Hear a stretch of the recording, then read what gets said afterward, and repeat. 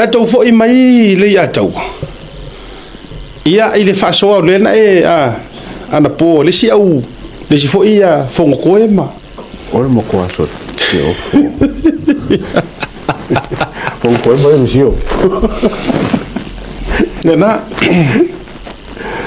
kakere ma ga ana kuskala nga ka ko panga nga ka fitau ala ulia io ala ulia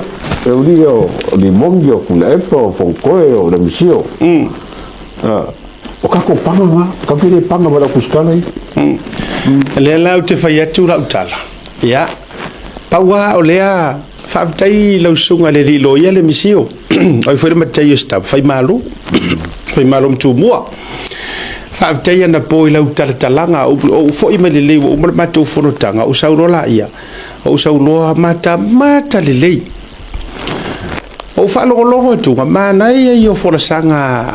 a Lemisio le fa'amaninoina o la'o fesili sa o le vale vai sio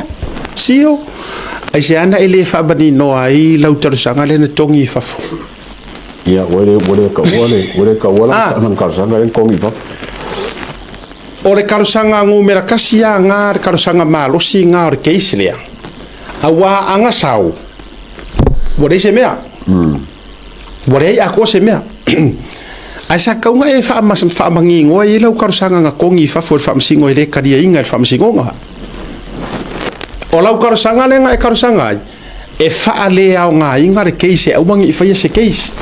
e kongi i Fafo morianga ma laukagi ona i lou talitonuga o laga fai auskalia por kalame ala urungari ilea e le i faia i Samoa lua o le ukengo fo ku sila a le fai aku le kangi ai uangalo ya oe e le i fa ko le be fa inkia ala urungari ilea ma kuwa mangingo yor fai ngai Samoa o ila Samoa e fa rongolongo le melea Samoa uma lena a foi lo te fai atu e o a fo ia o e te le sao ale mana ia yo sia utale talanga le vaenga foi le power me lenga e fa mafanga po o le vaenga lea e le talia i Rosela yes e muri e fa mangingo ale o umango ka uakua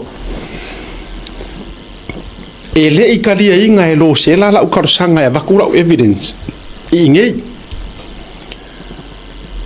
o le fesili e mafainga apili ia la ukilo ia ile mako liko team la wa kilo ia fai un pai kere la ngo apili ole Faamatala le la fai atu male nganga io le loto e mama male loto e sao o mea male o ke pisa kuai mamako le mafua inga ili kaka mai kuila epa ili kaka mai limongi ili kaka mai fongokoe o mea o mai au te pisa atuai o mea ia le la vea ai ma mea ia le oret le sue i Samoa e au fiai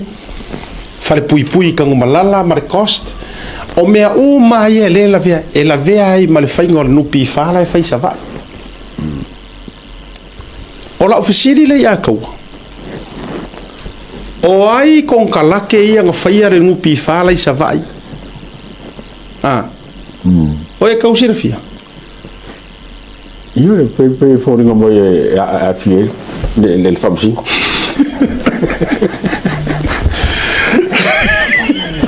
pe fori nga moi a fiel famsi o to maua mai Samoa le ala inga faia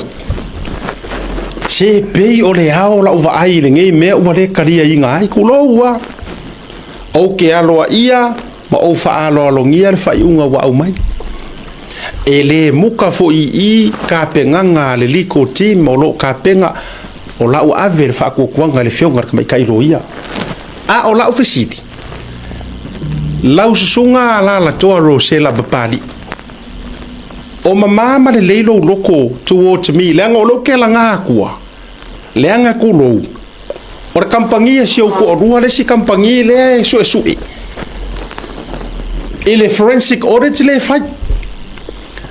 le ele o su era kampangia ai su ele ngo kampangia nga le nga fai isi polo kekia le anga lo mai ku pele ma wo lunga mai o nga fa ki ngo ingo ku pe ma va nga fa pena anga la ve ai kulou alava o le uso o kia la vea siou ko olua e iei kon kalake ia leo ke pisa mo ka pisa kuai o mea ia le la vea ilalo ole sa ilinga ole ami o kongu ia la saula e failau ruling e ke saula ke sa fa i ke Faamasino inga au o ngai a fio ko roko i mea iau ke pisa kuai se conflict of aranga mea interest tau te fiu e lau mai lo valea ai ole makua fa apoko inga o au ele akua lea fu inga mau aku ngai mea o ko mau mai la sa moa ngei mea se pe o mo king la ele o mea nga usa wili mongi pa mai roi runga makua feika ke lo makua mo suali mongi mention mai le ngoro se la ke ro ko kiki ha mau mai ko kiki fa koi lenga a fai o lea e mau mai le ngo le CJ yo ke le lo he po lea o te le lo po lea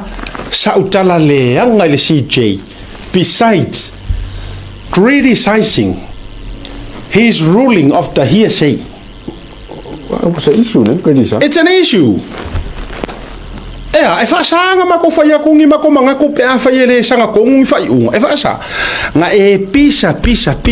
mai ngeiro nguku. Ya kalasa. Limongi. Nga pisa mai menga fa ko ilo fufonga o tau fa manga o le mvenga ma pungi le leanga nga e pisa mai ngei ya kalasa. Fa mai o mako fai kala kalasa. Le nga e ka o fai le ruling a kalasa. Ele kioti par mi wanga ola auli nga manga kioti nga ola auli lava ko kasi nga e manga kioti e kele ikea ya tulo ya li o mafpule e kasi yar kanga e ngau ia ola audi ala mende tup langa fo e mamao ala o le tua i sila fia ile akua lo ka mai mafau pu mo ka fa leanga ka fa fau nga la inga sa role ruling eva ai lo wika male pa le anga o lau va le upurenga fo a judge should not utter those words should never utter those words wewe pisi e yo fa ua mafa mai maulo ngutu toi a sau ma polo mate fo kwa pa lau te vaka ya kalasa ele kongo kala lo nguku nga kala fa penga la mga ora mga kurai I feel for the defendants ava femako vai ka ko kenya go so nga fine so na no pe a inga le pe le o te fai tua vai ta to ia ile me le te tupu ne ya o fa mala ia ina ma fa seva lo ina fa luma ina ma fa ma sia sina o i lumo tangata ma fu isia o to atuli si o tina pu lo le i tonga fa ma ngalo lo me vele na fai le to luo lesi ya le te ferua ia wa ku ikele oi mai foi esa vali pe or ka vale pe or kies ya la foi na esa vali mai pe or e ku vai ole o mala ma faia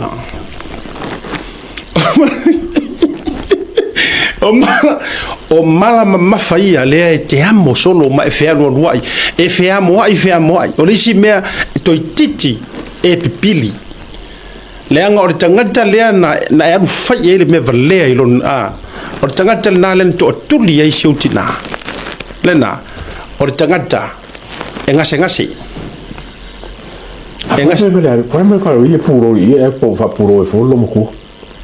e fanga inga fanga pe a o ko que o fo ya a workinga e pala ai o inga le fa ko e pala ai vai o ele pala ai no meritasi limoni e mo fa yetu o e ua public le lalolangi ua leipo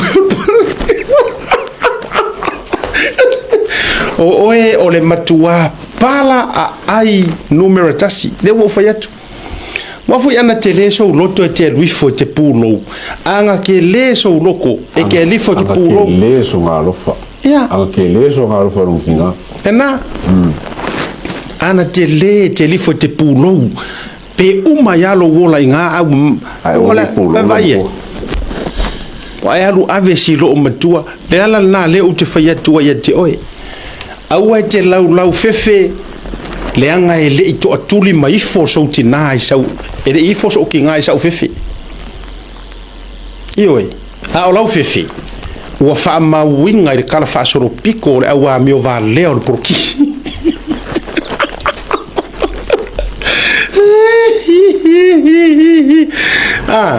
ole oye onga le swas construction oye ona swas construction pe yolna pe ole usonga o kia la vea was swas ya ino tom ya nga faya uma ioe you know o te faya tu mea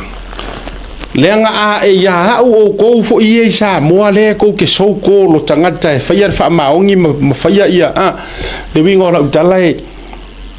e a fia i mo ko fa masingo mvaing fa penga se a ko si la fia o ko o yengi fa le ko recurso ko ma cases step down step out step down step out step aside stand off so ai ele ma fainga ko wa ko e ko ke faia ele ma fainga ko wa ko fainga fai unga mo wa la ko ke emotional le ya ko ke fei kai le player hate the game e ka di kalonga e ko ke fei ka fo le player ei a ele fia ele la kapi awar ko la kapi ai awar le fia fo la kapi fasi fo la fadi fasi fo au le ai ole vai ngala naile ya to fo email dala ya Lemisio masiana vai ya ole nala wale mafaina na fa wa wina le mena le to mana na o ai e solo fuar fa masingonga le ai la u fa wa le tato fa masinonga ne se fa tu la sina utala le atau le lango ke va ya tu wa matu ai au mai wa mai o mai lunga can we have those photos of the other wa mai o mai lunga e si to ina foi le si to e wala nga ka fa ya ku ngi upu o le ai mamoi e fa pese o se upu fakurngame o le memo that one no mata I want to acknowledge o to lunga se upu kalame fa fiololo ni to viewers ia lo wala nga ile lo e kanga por kalame the other photo Carl please that one sira mai makua ya mai hai runga fongo ko wa mimi ka kamaro fonti ka malanga wa mimi ka mai amai ngai runga langa langkan kusu papala ni mai and vai la longa fa ole longa ko runga mai longa ko runga le manga ya mai o mai fa vai sa wa ma ko foi sa foi isumu Fonkoi, where's your kanila nga mai ngi? Or veseli na. Ma li ya si fetu la utala. Ale te foi tu la utala, thank you Carl. Mora si la fia sa mo. Ele o si la fia la leo sa mo me le. Ore kangile ale ula le nga sau ingai le nga ma exposing a kunga ile si kai mi le nga sau ingai failang kangile fonkoi. Ai wa sau failanga kangi ngai ai vai ku ngai ele sau ai le ko inga skaili le manga me nga sau fai nga mai le kusi ia mai lang kusi ia mo kangi fa fe ai fo ia lo ia sau fa ia ku i o malonga ko wa ka kaunga ko counter kusi ma fa malama ia o nga o le ngimo nga kua nga fongo koe wa ngimo koe alele woso koe fai sa amor kangi whakanikari mea la kuro fai Pefo ringa mai ele malosi ia Samoa ele malosi lo ia mo Faamasino Samoa le lo Samoa pa kasi aki ke aki so lo ia le nga man koe e sau ingei kulo o ingei ele corrupt ngisi o ngere sa o ngere o ngei e sa o ngei e kusa e mape vai lo ma fau I le kau e fai ore ke lo me translate por kalamea e fai ore ke lo pions and songs ya ele ma fai ngai mo wanga ngile o le foi ke ra kokongi kai rusu se a se woni kai o le ko lo yo woni kai ua sau lal kamalo ua sau pingi maianga mei koe ngimo kwa alelele woso avelanga kangi Samoa po ai la le ngalo ave la oi ngalo ave la ku po se lau kan ngalo ave la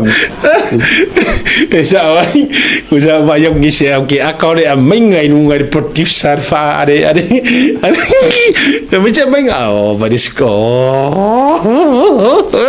isumu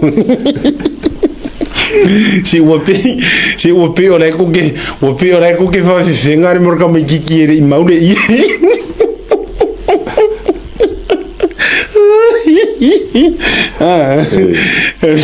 wapi oleh au mai ngai runga ya ka ki ai pe inga vai mafu ai pe inga go su mafu ko ma ko nguku ko sare la umangi ala mo fabe wa seu que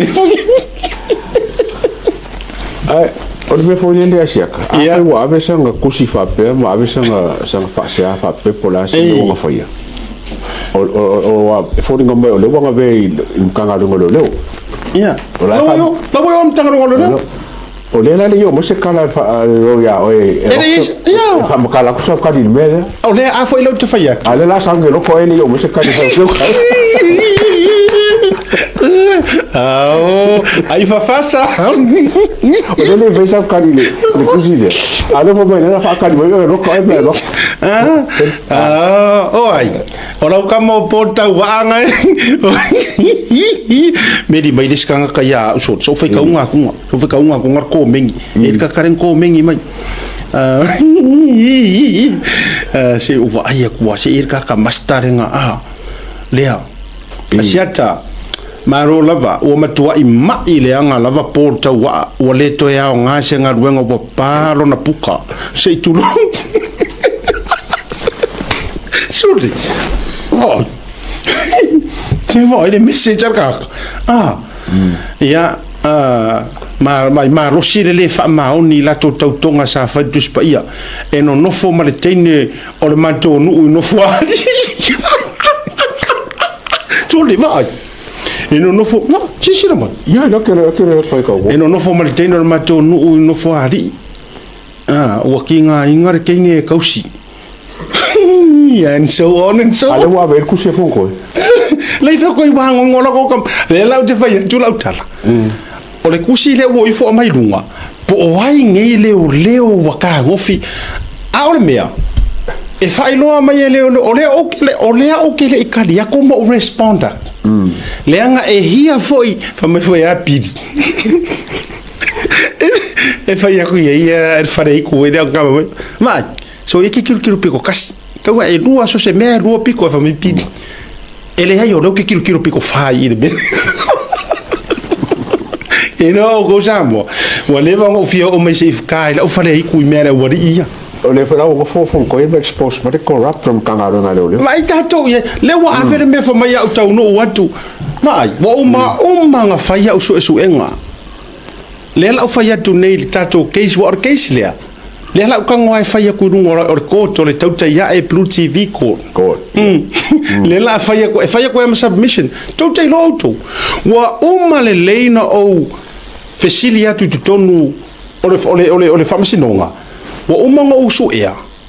po o yai se warrant of arrest ya kia uri atawa sa moa malfafonga maua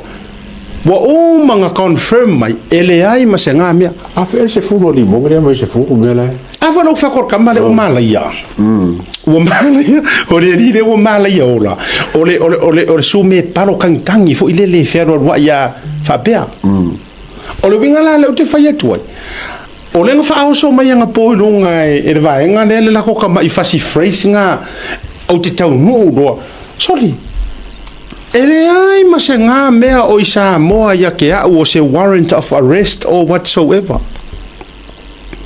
ai fa fe kai o le o ko wo mai fa ai lo mai ko fofuanga ia mafu ai pe inga ma ko fofu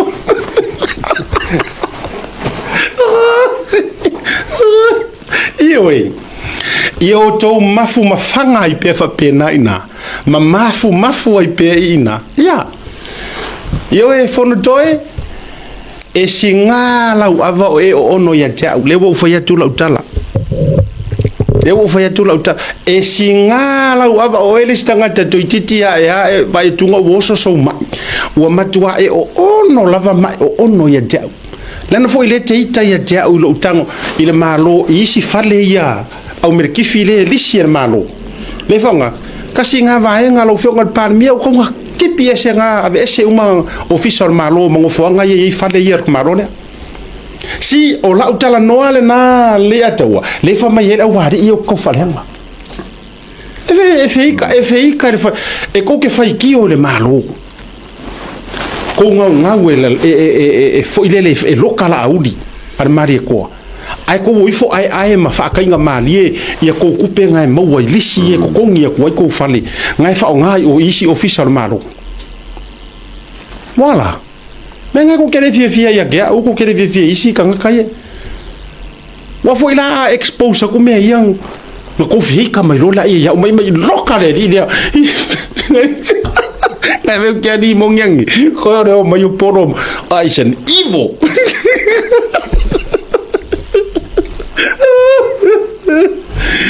Ke lo mo dia Asiaka e me mari. Ko ki pe lo ba so nge fun ko me leng so fe langa su Ia. Sa mai lang kusi. Pai kari kusi. Sa kaula nga mo sa o nga ya ngai. O me ka foi pa fo isamo. O la ba lang kusi. A mai kusi le lo ya. La ku fa ba le ia le samo. La ku fa ba le samo. Le la o le a o providing. Ia fa fonga mai la. Fa fonga mai o tou ia leo so e. Oe le IO investigation officer IO worka unga. Oe le nga e investigating ar kangi le mar sunga limongi. O ke le lopo waka ko limongi ma o isari fonotoe. O ke le lopo waka ko fongo ko ia oe. Wa umanga sau e sua o ngei ai sau para lu ko ngei. Ele kalia. O ke lo foi le fou fa fonga mai ala fionga le suir kom singa la o fionga fa masanga Samuel. Le wa fa fonga mai a fai o yeise case fa pengi. Le la wa fa fonga mai mo le uru ai kaimi. Nga sau fonga ko I ngei fai la nga mea ngei para lu kongi fa fo New Zealand ele kaulia. Bo umanga present ai ma evidence. O le mea ngai kangi suru ai. Ma kangi roku ai. Fai mai. Well, it's public information. O langa sule ata wa famai. O ta uan ta fayatu.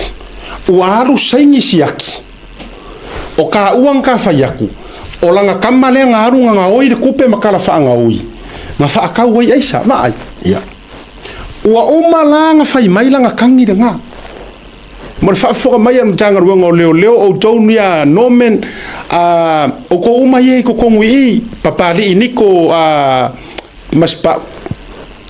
mai ke ro kasi e mo mia si la fia le e ngai kamali ia me sia sunga pali iko maspa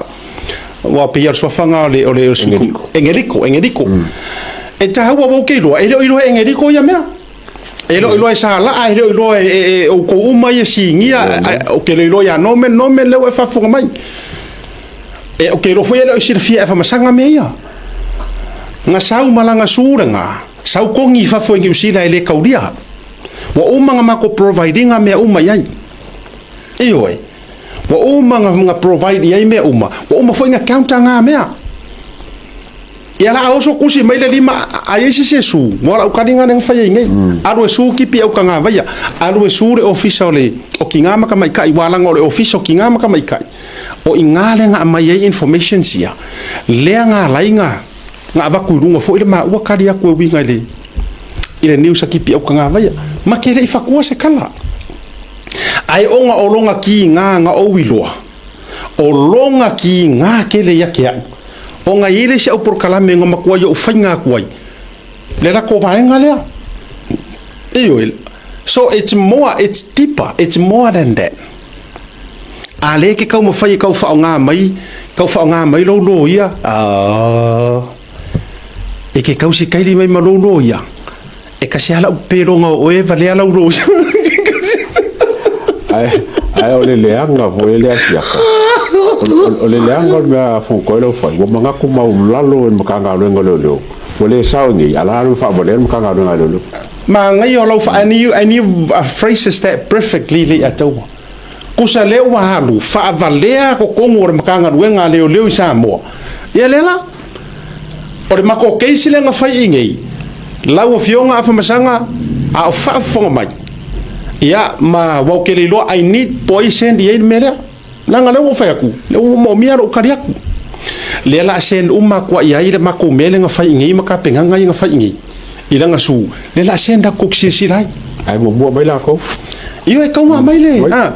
awanga nga vakua ko silai ele fo ise meo meia eo e kakau fo ngo o official attorney general o la fo nga I have the CJ sorry the AG's contact la fo e fa fonga mai official o le CJ la ofionga maunga precious fa pe fo ila ofionga mai avatele fesili ya wa ke lo e uma ya e o a me i lo official ya ale ke fa ya ko o mai ka ko varvorvi o mai tato ai kuava se o mai ka ko ka alo pe ngo fa ya ku to te o mai mau to fa ilonga nga ore suafa o Yesu malanga mi o kongu make sava di vali ku mama ua pa wanga ore mea ole ma fai ole mi o kongu ya ka ko fiko ayala ia manga mea ko ki kau fau mai ai mo nei taimi ole upu fa mafa mafu ai pe o to ngutu inga fa karika ale o fese mea o tu ule matou case wa makuai ku a ko ma ka fi ko roko sa o sia o fi ya nga aka vai le mangan fi ko roko wai le nga wa tu le matou mata upu o le mata upu le ya tau ai to fa fo i mai le mole ala o le matou mata upu o lo utango e su mutu o siunga de ilea pese fa faingo fi ona o la tala leanga na fa leanga ilo utamali anga mau ke re o feko ainge me ol porkiki yes onga o le la fia e fai so o le upulea o le ai lau mei ma le mata i fali so enough is enough o le si mea se ia o fa sa o aku ya o ko wi le au pungo ngou le au ya nga le au pungo ngou o HRPP let me clear this make myself clear ele yo ya mai kasi le mea le o i wo mana tuai la kasi le mea le kau o mai e Lemisio fa mai Lemisio e ele counter su fa kai o mankua mantua mai fai mai e foi lo morianga lai kau fia fai e ngari oi ia ai kau ka kau fia fai kala la po le hare morianga ai sa unga fa mai le no fai la na tala foi le fa mai le oi fa mai oi foi le fai nga iranga kala le wori ia ngala ko por kala me mai foi mai e no fo ma fai ngoa se tangata e fa nga ini tu tino sao se meola pe ka fo penga oi ia oi mantua mai o mo ko a kongo le ona lingo fo le mai le ia wala ngole ngonga le ka o Andrew o lingo sa o ngar fa finge le sa o ngar finge le oi nga ka o Andrew nga baku kusere ko ia e sa me ko na wai o me ngari Lemisio o me ngari ke ka o mai no wa ofisidi ya o ko kangi nga le ka wa bifo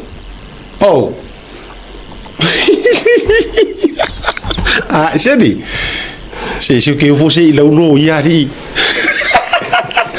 o le mele na le te tau fa ye lo counter su le ya tau wala nga ngo fa longo te na bofo ma e fo le mori yanga le me fo na tau na sa mi nei la nga ye fo le tangi a sia va nga le ai sa ngo fa mai ona o le tūlanga lea i le whaingoa ina le ai wha mole e o fo i ai ka ngaka o le ainga o si auna lea o i sala i lua o sala i lua le le o le ai evidence o ngā mea ale nga pāre wa arka maro ange rufo mai loia o le ingo sa wanga Pamanga va pule. Sai kia kule. Por kusur ko de nga va pe nga. Seri. Ya la musu ai vai. Nei se ko se o ko fa yaku se fa sinka ko kama I cultural foi le learning il fait finir. Mo ele a Lemisio cultural learning le mo ele Lemisio. E au ngā whaina I mea mō lauloia, e au ngā whasasongia koe mō oe, wau ke rwai a kunga e mosi oe le mea lea, e ke kaure malama tele. O ingoa nei, o ingoa ngei o ingoa ka ua isi muu. Ai se whaku pēla lau kala, e ka ua mō oe ke malama ngai ka kau, whawhekai a ngā o vai a kunga ngā la whairu po kalame ngai kau la mua mai, e mauloro ka vika, po kalame ngā le whanda mea Australia. O re koe haku re lei o ka ngaka ia, koe au hao o kou ngā whaurulunga o maka ngā ruenga, o ku, au hao re anga nuu. O re suafana mea mai lei. Whafonga mai oe so ulaua, ko suafange ia oe e au ngā mō lau malama anga langa o re whaia o ngā le anga nuu, o re ngana ma le anga nuu. Whalongo mai lea Lemisio. A watu fuale a onga le mo oe. O mea maile, o mea pusi, o mea loi, mea pua. Nei, o suafa nei. E lengi, kusa e ke kalangoa loa ma e ika, o ngā avea lea, o ngā leanga leo le meaning. A o suafa ngei, o suafa ka ua I ngisi o a fioanga. Waila lau lo ia, ngai ke kau fau a lela e kau oso e whaimea ia. Koe lifo koe hao le leima e whesidi ka ngaka. Pe mo I e yeingi, pe mo I la ukala le uki whaia kuai hao ai whailau cultural alenga, whafonga mai tavoi, se uso ia mai kavoi, au for kamalea, lea e de o malama ia mea. Au le wau tau wawai atu, o siana suna le tau whaifo. Le ai o le suafa ia mea mai le, o le suafa foi le whaonga e whaingoai ka ngaka, mea loi mai. Vai foi si kamikiki lenga longo fo kai ko fiku ana mong samo tila mea loi kulo wase uso ya tila wo fonga no o ngoa ka ua mai e yesu wa fai ku ai fanga loa le fai ngai ka ko kocho e ele sua fa ka ua fanga loa e tau o lau mea yes e sua fa ka ai longa e fai pule. Yes. Ale sua fa ele pule se lio le sunga ya se yuli I le tausala. Le ka ua le mea lea mo o kou ia le au mafau a kingi fangua ma le au vai ele I luangia e le mamlama le fasamo au ngi foi mea. Se fa ka ua yo kou malama hai. E ele sua fa ta ua I fangaloa o lau mea. E ele sua fa ka ua I lalo mangu ia le ipaka e ka ua au lau mea. E ele suafa ka ua I sale lo longa or kula fale e suafa ia pipi. Mai. O suafa nga, ma mea nga. E kele se nomo ia sa mo nga mea. E oe. E iai I ngoa ma kulanga. Le ka ua moro kousi la fia. A oso la se lo ia oso faise kangi. Ai kangi ongo ngi suafa fa penge. Ke lo la ukala. Ora mo kua valea leanga faia fa vasi o laulo ia ke le malama nginga mea. Na ulo ki karango fa lau ikele. Ioe, e ele suafa puaelo. Ioe, o suafa kaua. E ele fare kua ore ngoanga o fare kua si o nephew le wa ioe. Le ya foi le ti akono ne kakoriko. Ia. Fa puaelo. Kuno o suafa ngei, o suafa ka ua. Nai ka ko iei. Na. Ora vinga na le no fai atu. Vai kele mea ie finga wai o kamale o Lemisio. Vai kele le ka ua, le ka sala fa longo mbala vai a o po. Te le se le sona te tau fo ina na o I can offer my free cultural advice advising oi. Ana o fe. To foi mai le ato. O me la. O tu langa le na la va ia tu le la tu fa soa. Ana po. Wa fia ile na mata upu mutu fa benale ato. Ere karie foi le se manga yo se paso. Pi e karie le ma fo fau. o le mena ka ngo oi e ka ngo le ma ko ku sa mala ko ai vai i le ka kai a fa kuskusa i le ka mai o fo ko ma la ka mai le misio ai fa so le un pole o mo kwa ma lalo la va ku la ngale ngo e fo ko ma le misio pe fo be fa di mongi fa ile en makio ka le fa ve le ai sia ko fo ngai o pole ngale i la ai fo ngai i kako wa kanga kai kako abe fa alo maka kai kako kilo e musika yala maka ko kilo e mo mai se mangaku le e fa file mo le ku ya awe ba la ko na be fa wa so mo ku le pa wa le se pira ka ba po e fie po ila kala nga bio ya ku le na jonu lava e nano ufai atu tu sa o le matou case mo le sila fia o le mako case o leo ke manga o sa ili le ami o kong o le au ke ku maua ale tu ele o suia pe o ke alaku sa mo o ke ku ai pe fai aku i lungo le AVL ele suia ai lava ele suia ai lava ia ku langa o le mongi ma le faamaongi o mea ia e provide aku lona lua o le isi vaenga na la io no fai atu la ngona o fa no la ngana mai fai unga fa ka mai kai Faamasino ala tu atu le ile uliko team se to sila o le isi mea o le wa ka penga fai ngo mea ia le go fa kwai nei mea umalo ki kapisa mai ai DNA ala o ka penga fai o ala isi mea siria ku evidence ni paule mea ka penga mai nge mori mau mangi evidence le ungali e fa mau sali ai le la kala ma le la unga wa anga ure ko so ngir ka ofile ya kawa e fai pea ora mako ke isla le nga ai ona ua matua malo losi mai ya au fidi Afeoki ape ole so me le Faamakala i le Lemisio